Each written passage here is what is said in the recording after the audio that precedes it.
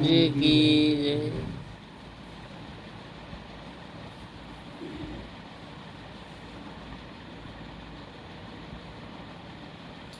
મહારાજે વાત કરી કે ઈચ્છા કેમ થતી નથી, એટલે સત્ય તરફ જવાની ઈચ્છા કેમ નહીં થતી?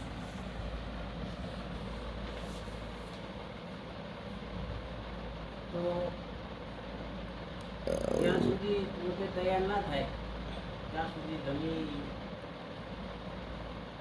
પ્રવચન કે તત્વજ્ઞાન સાંભળો તો એ નિષ્ફળ. આ જીવન જેની સાથે રહો, પણ જે જ્ઞાની પુરુષ છે એ ઉદાડો સામેથી તમને ના ગઈ સાચા જ્ઞાની પુરુષ.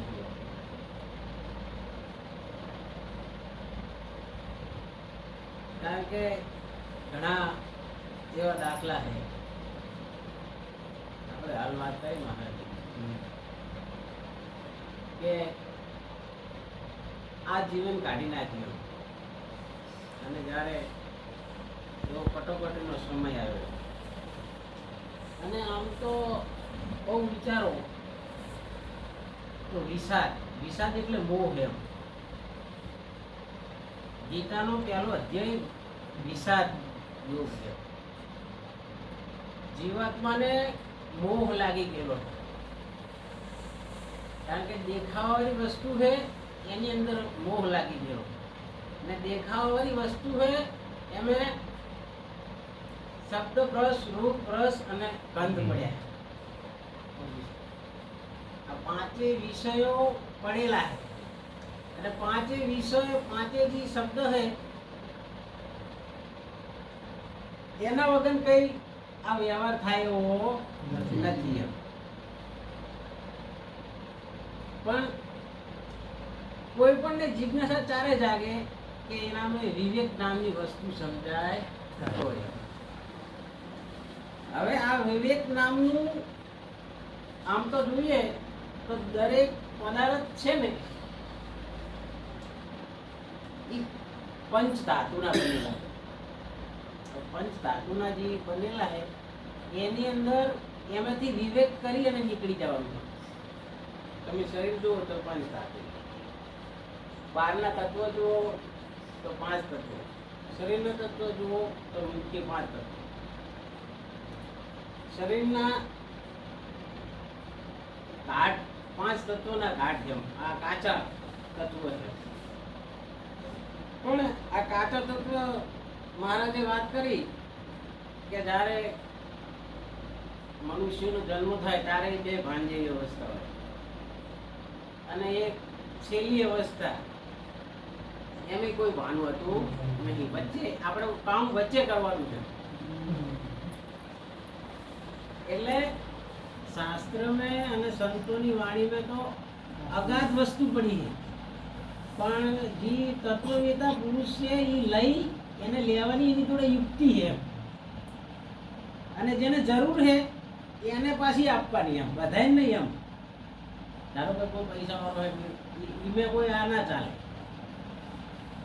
આ તો જેમ વ્યવહારિકની સંપત્તિ એમ પ્રકૃતિની અંદર છઠ સંપત્તિનો માલિક બનવું પડે. વિવેક, વૈરાટ, સંપત્તિ અને મુમુક્ષતા. હવે ચાર સાધન તમારી જોડે આવે તો તમે જ્ઞાનને પ્રાપ્ત કરવાના તમે અધિકારી બન્યા, જ્ઞાની નહીં. જ્ઞાની નહીં બન્યા, એ માર્ગની અંદર તમે પ્રવેશ કર્યો. પછી મહારાજે બીજી વાત કરી કે દરેકના ખોટા, કોઈ ખોટા પૂજે, કોઈ મૂર્તિ પૂજે. તો એકવાર આ કોઈ પૂજવા જેવી વસ્તુ નહીં, પણ સમજવા જેવી વસ્તુ છે કે જ્ઞાની પુરુષના ફોટા કે રામચંદ્ર કે કૃષ્ણની મૂર્તિ એક યાદી છે કે આવું શરીર લઈને આયા હતા, આવા શરીરે આયા હતા, અને હવે આ નિર્વાણ પદ પામીના જતા રહે. એને હવે ઘાટમાં આવવાનું નહીં. એમ કીધું ને, એમ કે સતુએ પાયો રે ઘાટ, પ્યાલો બીજો. તો આ ઘાટ વસ્તુને આપણે પીવાની, પણ ચારે કે ઘાટ વગર પીવે એવી નહીં.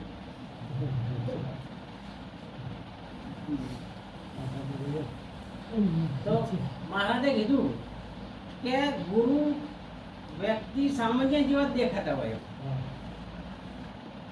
પણ એનામાં જે એના અંતકરણની જે વિશેષતા હે ને એ એકદમ ચોખ્ખી હોય. કબીર સાહેબે કીધું કે મન ચંગા તો કસરોટ में નંગાય. હવે કસરોટ એટલે શું, આપણે શું સમજીશું? કબીરજીએ તો વાત કરી. કબીરજીએ તો કીધું કે મન ચંગા એટલે મન ચોખ્ખું એમ. તો તમે છો ત્યાં ગંગા પ્રગટ થાય. ગંગા એટલે જ્ઞાન એમ. તો આ દેહ એ શુદ્ધ થઈ ગયો એમ. આ દેહને કસરોટનું સમાન ગણ્યો.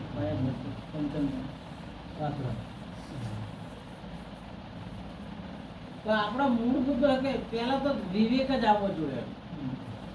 આત્મા અને અનાત્માનો વિવેક, જળ અને ચેતનનો વિવેક, કે વાસ્તવિક જે આપણે છીએ એ કોણ છીએ. અને છેલ્લી વાત તો એવી છે, ઘણા કે ઘણી એક જગ્યાએ એમ ગયા હતા કે આ મુક્તિ મુક્તિ તમે કરો, મુક્તિ થાય કે નહીં?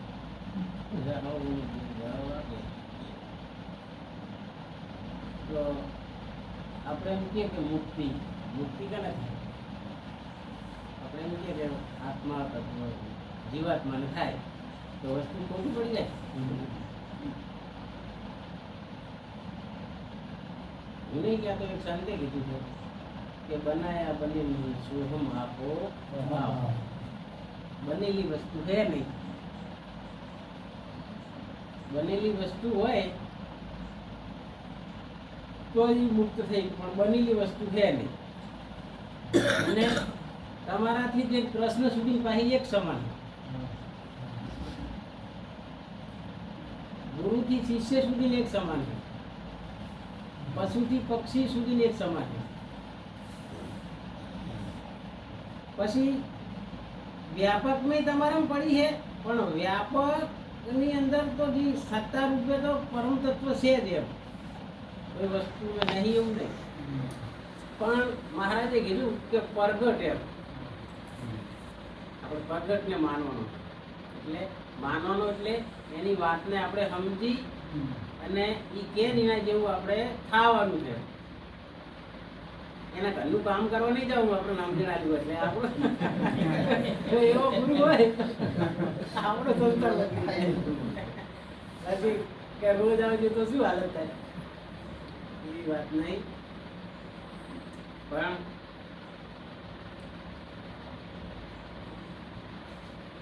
આ સ્થૂળ શરીર જે સદગુરુ છે ને એ બોધ રૂપે.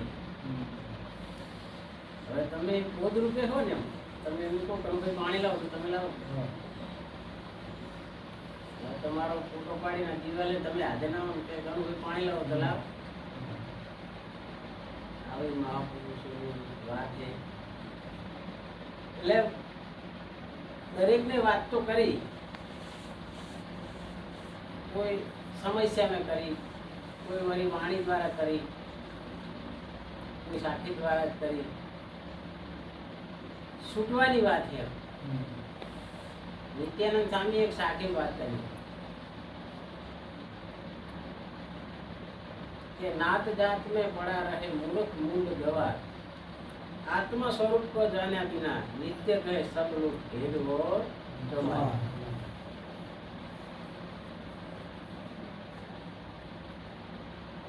ઘણા આપણે ગુરુ ના શરણે જતા રહ્યા, પણ છતાં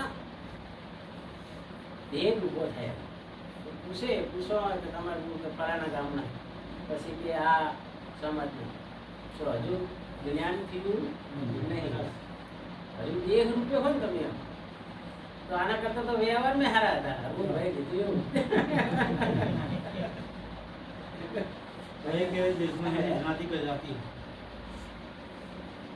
એટલે મહાપુરુષ એમ કે જ્ઞાની પુરુષના શરણે જવું એટલે એનામાં એવો વિવેક આવી જાય કે ઈ તમને આ જીવન તમે એના ભેગા રહો ને તો તમને ના પૂછે, કે એનામાં એવો વિચાર ના આવે. તો આ પ્રગટ પુરુષ કહેવાય. નિત્યાનંદ સ્વામી કહેતા અમારે કે પાછું વળવાની જરૂર છે. સ્વામીનો અર્થ થાય, સ્વામીની વાત કરીએ એટલે આપણે વાત કરીએ.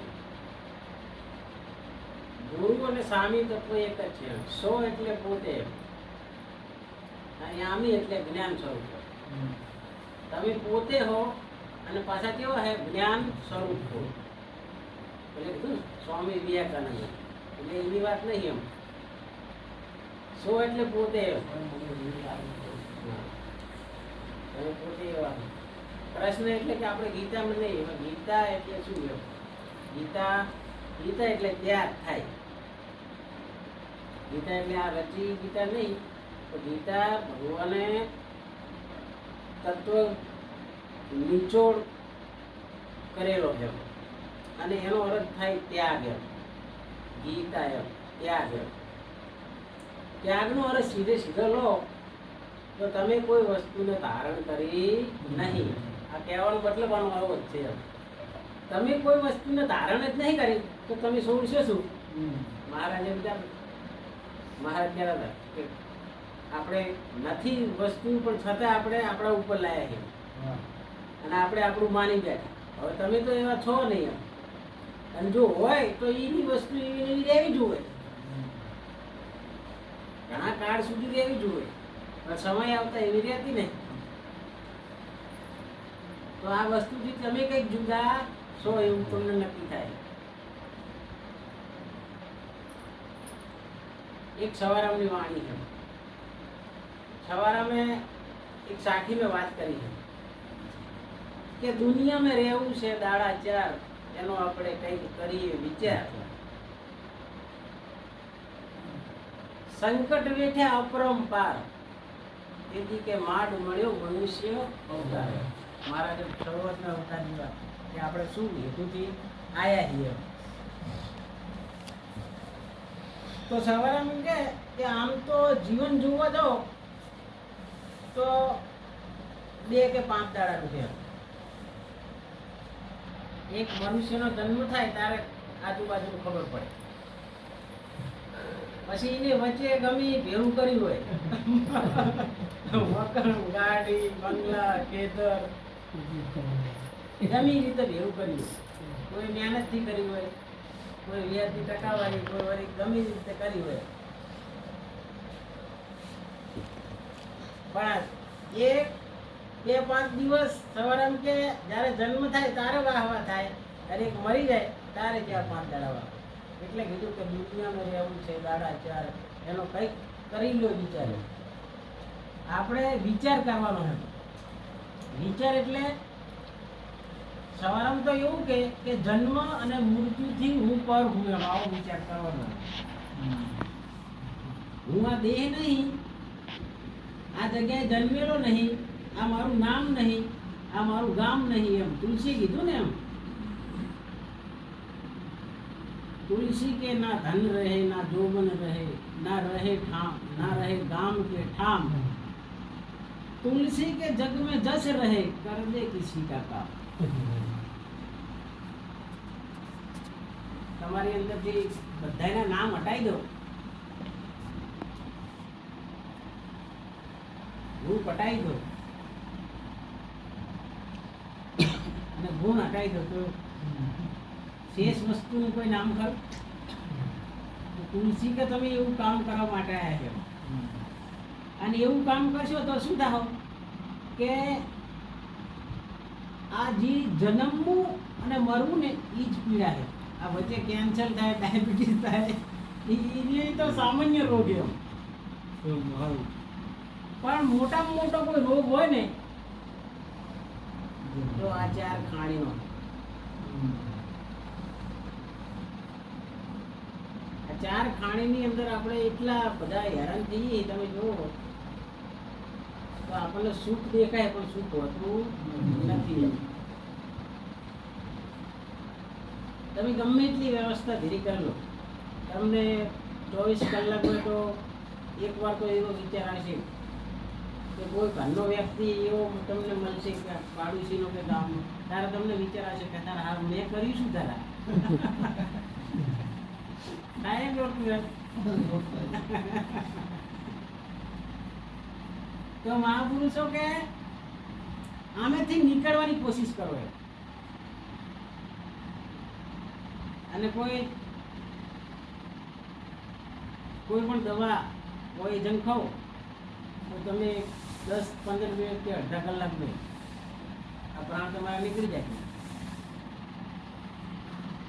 પણ સવારમાં તો એવું કે આ શબ્દ રૂપી પોઈઝન એવું હોય ને એનો નિકાલ આવ્યો. આ શબ્દ રૂપી ઝેર હે ને એ સંતોએ પીધું. આ ઝેર પીવાથી કોઈ જીવે નહીં. પોઈઝન પીવો ને તો કોઈ જીવે નહીં એમ.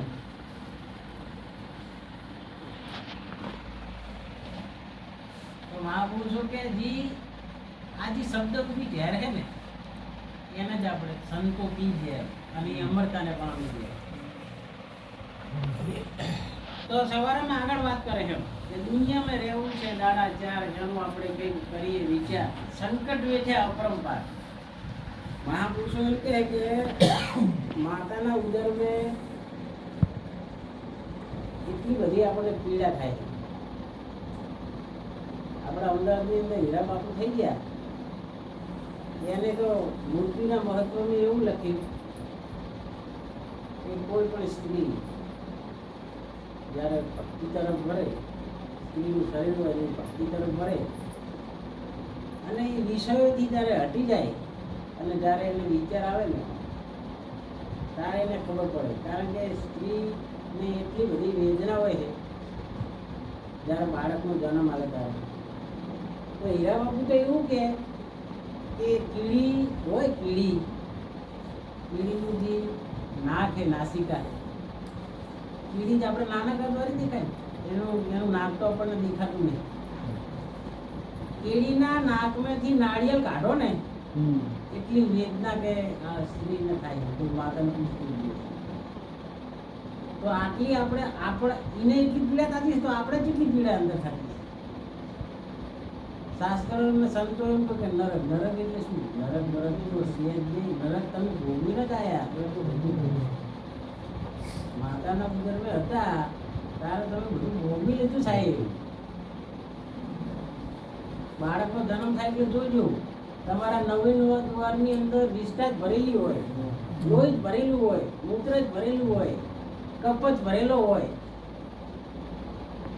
તો આથી મોટું સરગ એટલે શું? સરગ એટલે મનુષ્ય જન્મ થયો અને જન્મ થયા પછી કોઈ સાચા સદગુરુ મળે અને પરમાત્મા તરફ વળી જાઓ અને જો આ દેહ નિર્વાણ પદને પામી જાય અને બીજું ઊભું ના થાય, બીજું શરીર ઊભું ના થાય તો આને વિદેહ મુક્તિ કહેવાય. વિદેહ મુક્તિ એટલે જીવતા મુક્તિ પામો તો એને જીવન મુક્ત કહેવાય. જીવન મુક્ત પુરુષ એટલે જીવતા જેને જ્ઞાનનો અનુભવ કરી. જ્ઞાન એટલે હું પોતે કોણ છું એવો જેને અનુભવ કરી, આવો જીવન મુક્ત પુરુષ. અને આવા જીવન મુક્ત પુરુષનું જ્યારે શરીર પડી જાય ત્યારે એ વિદેહ દશાને પામેલો કહેવાય. વિદેહ દશાનો અર્થ થાય જેને બીજો દેહ ધારણ કરવો ના પડે. સવારમાં આગળ વાત કરે કે આમે કે સત્સંગ છે મોટો સાર. મનુષ્ય જન્મ में आई કોઈ મોટામાં મોટો સાર હોય.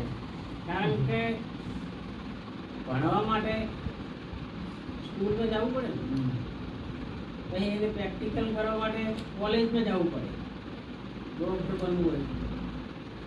પણ આધ્યાત્મિક જ્ઞાન પ્રાપ્ત કરવું હોય તો કોઈ તત્વવિદ્યા અંદર જવું.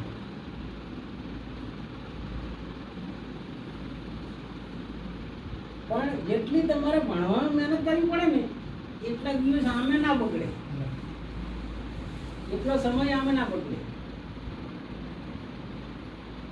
આમે તમારે ફી ના હોય, ફી ઘણા લેતા હોય છે.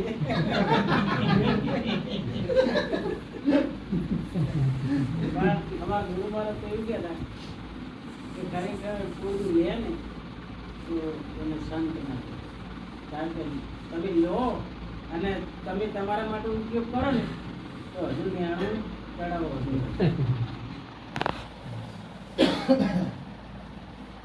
તો મહાપુરુષો એમ કે ઘણા એમ કે અમારા ગુરુ મહારાજ વાત કરે તો આ દક્ષિણા એટલે શું? મને કે દક્ષિણા એટલે આવી દક્ષિણા ના હોય, હોય શું?